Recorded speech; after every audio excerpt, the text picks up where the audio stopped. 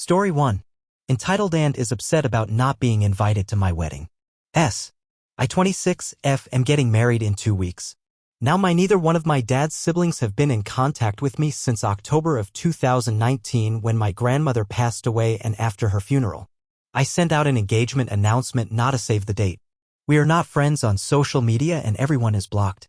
Background: my uncle's wife called me an entitled brat because she has 4 kids to split the inheritance whereas I am an only child. I know my dad said some shit about she needed to keep her nose out of the family business. Grandma even put in her will that spouses were to not be involved. Neither one of my dad's siblings like that and cut my entire family off, my mom, my dad, and myself. But today I got a note in the mail from my dad's sister including a wedding gift but a nasty note from her being upset about not being invited. You don't talk to me in 5 years yet you want to be invited to my wedding? Sorry, I just needed somewhere to rant because I have to wait till morning to talk to my therapist. My therapist is for all the life trauma I've had. She also sent it to my parents' house. She doesn't have my address. The reason she got an announcement is my dad. He's extremely old-fashioned and kind of has a petty streak. I'm the second oldest cousin on that side and my uncle said his oldest, who's the oldest grandchild, was gonna get married first. Story 2. AITA 4, throwing a tantrum in my birthday event because I was sidelined? Not the a-hole. Friend, female, 30. I considered her a good friend, but a couple of incidents have left me questioning the reality of this friendship. She is friends with both my husband and I. One incident was my husband's birthday.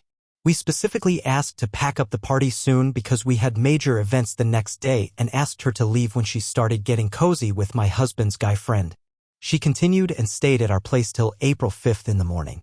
I had offered to drop her home or to set up the room for her but had requested to stop playing the music as we were planning to sleep. She did not listen and continued and finally left after my husband sent her an angry message. We ended up being called slut-shamers. She said she was drunk so she is not to be blamed. Second, my birthday picnic. We had 2 cars and as she would be uncomfortable sitting alone with a different couple I offered to sit in the second car and asked her to join me. She said yes. This was despite the fact that I wanted to sit in my car with my husband and couple other friends I am close to. Last minute she instead sat in my car with my husband and other friends. I felt abandoned and ended up being passive-aggressive. She also brought alcohol without running by us, which was not a part of the plan. My passive aggression continued and to avoid lashing out I physically distanced myself from her. But towards the end I ended up saying something on the lines of that it's my birthday and I am being sidelined, not in a good tone. When we spoke later, after a few days of no talking, she called me juvenile, toxic, delusional, etc. Said I have disrespected her. I apologized and explained why I reacted the way I did, which as per her are not valid reasons. Also, she feels that my husband should have checked in with her and owes her this as a friend. I explained to her that these situations also seep in our marriage and we have been having issues of our own, thus the distance. She didn't agree and called us immature and unfair. She kept on calling her POV as the objective reality and my POV as delusional, juvenile, and toxic. AITA here, and was I actually being juvenile or I am being gaslight? Story 3. My ex got what he deserved 3 years later. So 3 years ago my fiancé, who I was with for about 10 years. The pandemic postponed our wedding and with that I found out he had been cheating on me for quite a while. I even cooked dinner for the chick he left me for. That's a whole other story. So anyways, I am a chef and one day I drove one of the line cooks home. Coincidentally, he actually lives into the apartment next to my ex that he moved to once I kicked him out. This line cook is young and makes rap music, stays up till all hours of the night and is just generally a bad neighbor. So I told him, hey, my ex lives in your building, if you ever see him tell him he's trash. Well, it's been like 2 years since I said that, and this weekend I guess the cook was a bit loud and my ex went over, kicked his door, then proceeded to hide behind the fire escape and cheap shot him when he came out. Well, that's the only punch he got in. The line cook just went nuts on his face. Halfway through the altercation he realized it was my ex, so he proceeded to tell him how trash of a person he was for doing what he did to me. I feel bad that it happened to my coworker, but it just instilled how much of a trash human he was most of the time. Story 4. AITA for reacting wrong to my brother's engagement? Not the a-hole. Sorry if this is kind of all over the place. So, on Sunday, I, 19F, learned on a Zoom call with my family that my brother, Harry, 22M, has just gotten engaged to just girlfriend, Jessica, 20F. When Harry told us, everyone but me was pretty enthusiastic, but I just kinda sighed and said nothing. Harry didn't display any reaction towards my admittedly lukewarm reaction, but afterwards my mom called me and told me that I was rude for not being excited. She said that I need to respect all members of the family, including Jessica, and that I need to reconsider my behavior if I want to be invited to our vacation in the spring. Harry and I were really close growing up. Since he and then I started college, we've been less close, but him and I still talk every week or two. Harry and Jessica have been together for around 2 years now. Here's where it gets complicated. I knew Jessica back in high school and she was not what you would call a kind soul. She had a particularly nasty streak. She would not pay attention during class and always tried to cheat off of people's homework, and I assume got away with it. She tried semi-successfully to steal my boyfriend. She bullied one of my best friends, calling her fat among other things. This bullying worsened, if not caused altogether, her eating disorder, and it's something I've never been able to forgive or forget. She's just one of those people who would just mess around with other people's lives like it's a game and not something she is invested in. About 6 months ago, I had a heart-to-heart with Harry about Jessica. I laid out my concerns and the history of her behavior, hoping it might make him reconsider or at least think deeply about their relationship. He said he'd consider what I said, but didn't continue the conversation much more. Since then, we talked regularly as usual, and things seemed normal between us. He didn't talk about Jessica often, but he didn't hide their relationship either. I really was happy. It sounded like it might be dying off though. I had no idea he was getting engaged to her until he announced it. I don't know if he has been telling other people in the family besides me or if it was really just an abrupt decision. To make it worse, I am worried that he told Jessica about our conversation 6 months ago. In her announcement on Facebook, annoying ring on hand photograph in tow, she wrote something like, "I know not everyone in our families are supportive, but we have each other and that's what matters." So he ignored my warning and he told her all about it.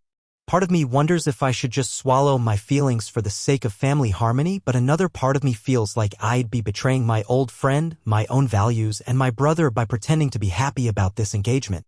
And I am bad at holding back my truth. So, AITA for feeling upset and possibly wanting to voice my concerns again, even though it might cause friction in my family? Or should I just keep my feelings to myself and let Harry make his own decisions and mistakes? I just feel like there's nobody who I can talk about this with that will really understand.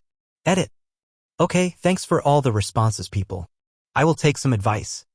Talk to Mom and explain exactly what it is that Jessica has done and try to make her understand. Talk to Harry about our conversation before and find out how much of it he shared with Jessica and how she responded to what I said. Potentially talk to Jessica. Seek therapy someday, haha. I'm really not in a position to go no contact with my family, and I still do want them in my life. I might post an update, but also it seems like the rules are kind of strict on that, which is fair. Message me or something if you want to hear what happens, haha.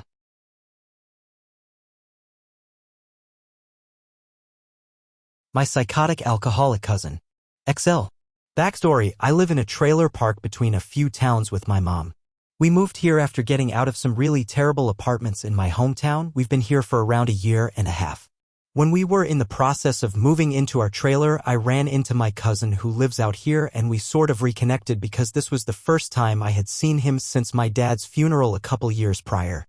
Most of my family and friends are in my hometown and I didn't have anybody else to hang out with, so I've been hanging out with him.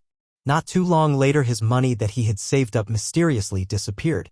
He went into a drunken tirade and started accusing people, including me. He interrogated me like a CIA agent. I have never stolen anything from anyone, so I was very heartbroken that he would think I would have done that. Sometime later, he found his money. He accidentally hid it somewhere and totally forgot about it. He apologized for that, but this was the beginning of a long roller coaster ride of bullshit. Most of the time when I would go over to his trailer and he was drunk, I felt very, very uncomfortable. When he wasn't in a drunken state, we would usually play games or talk or scroll through our phones. Just hanging out and whatnot. My mom never wanted him coming down to our trailer when he was drunk. One night we were hanging out and his dad happened to be there hanging out with us. They were both drunk and they started getting into an argument about a friend of his dad's.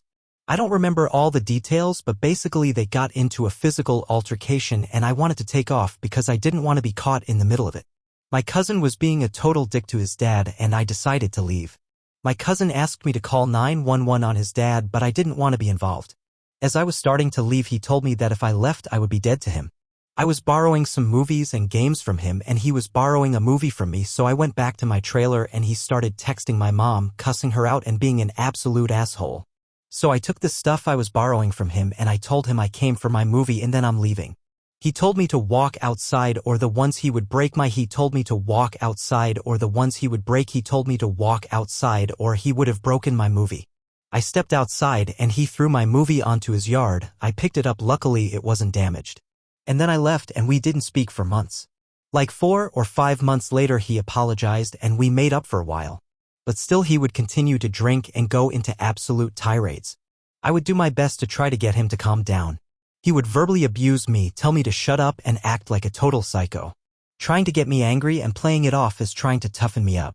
Most of the time I wouldn't want to go up there because I didn't want to deal with his drunk and tirade. Sorry for the excessive use of the word tirade. Most of the time when I would go up there I would be dreading it and hoping he would be in a good mood. But now to the main point of the story. This was about a week ago. My mom had just made supper and I was in my room eating and he called me clearly drunk asking me to come and hang out. I told him that I was eating supper and to give me a few minutes to eat and then I would be up. He started guilt-tripping me because he made rice for me and him saying that he would have to eat it all by himself. And then he decided that he would come down and get me. My mom did not want him down here when he was drunk, so I decided to meet him halfway to stop him. Apparently he misunderstood me and thought I was in danger and that's why he was heading down here and try to turn it all around on me. All he had to do was wait a few minutes and be patient, but I guess that's too tall of an order for him. So when I got up there and sat down, the first thing that happened was he brought out his BB gun and was recklessly waving it around and he pointed toward me and he pointed it at my lower area and I grabbed the barrel and moved it away and I told him not to point a gun at me and of course he acts like I'm in the wrong and started turning it all around on me, being really reckless and narcissistic. Then we got on the subject of my dad. I'm still mourning for my dad. I lost him when I was only 21 and it still hurts, but according to my cousin, I'm a pussy and a bitch for still quote whining about my dad. And he starts talking about how he's had lost before and he said that I don't see him crying about it, clearly not caring at all. Then he tried to tell me that my dad would call me a pussy for still crying over him. My dad was not that kind of person. He was kind and caring and loving. He's basically saying that he knows my dad better than me. My mom wanted me to come back to the trailer because she didn't want me up there when he was drunk. So he followed me down to my trailer anyway against my mom's wishes. My mom called me when I was a little more than halfway to my trailer and told me to tell my cousin that if he came onto the property drunk she would call the police, and of course he didn't listen because he's a narcissist. We got into an argument in my yard while we were waiting for the sheriff to come by, and the sheriff did come by. He told him that he's not supposed to be on our yard. If he told him that he's not supposed to be in our yard, we own the trailer but we do pay lot rent. And he started getting in the cop's face and I'm seriously surprised he didn't get arrested right then and there. So my cousin suggested that if we're not going to be talking that I should get his games and movie I was borrowing from him and I go up there and get the stuff he was borrowing from me. I handed in his stuff and I was going to follow him up to his trailer to get my stuff. On the way there I witnessed him knock down a motion sensor light that was on a bus stop that we have in the trailer park for the kids that still go to school. And he told me to not follow him and get a ride with the sheriff. After about a half an hour of the sheriff doing a bit of paperwork and making some phone calls, the sheriff just told me to wait at the trailer and he would go get my movies. He did so and then the sheriff left. Afterwards my cousin started sending me and my mom hostile threatening messages, saying that he would pummel me and my mom and that the blood would not be able to stop flowing. I was sitting in my room and then I started hearing clicking noises outside. I ran out to investigate and I seen him running off and then I seen him running around behind trailers. I stood in the road for a few minutes to see if I could see him and then I heard more clicking noises coming from behind my trailer. I ran to my yard just in time to see him running between our shed and the neighbor shed. I shouted for him to get out of my yard. He didn't say anything but my mom heard me and we called the cops again. They came by and we told them everything that happened and I told him he had a BB gun because I recognized the clicking sound from the BB gun. He had shot at my mom's bedroom window and blew a small hole into it, breaking it a little. The sheriff asked us if we wanted to press charges and we said yes. So they handcuffed him and he was saying that he wasn't here, totally lying to the police, and I told him that was total bullshit. Apparently the trailer park has dealt with him before and his antics. We have to talk to the cops a few times and talk to the manager. So he is possibly getting evicted. A few days later my aunt AITA, my cousin's grandma, started texting my mom saying that if he got arrested and if her grandson got taken away that he would started texting my mom saying that if he got arrested and if her grandson got taken away that he would never started texting my mom saying that if he got arrested and if her grandson got taken away that she would never forgive us. My cousin had totally lied to my aunt saying that I threatened to kill him and that he didn't have a BB gun. So now I'm never speaking to my aunt ever again because she wants to believe her psychotic alcoholic grandson's lies. This is all very overwhelming. Sorry if I left out any details and for any spelling mistakes. This is my very first time posting and I'm also typing this all out on a phone. Thank you all for listening.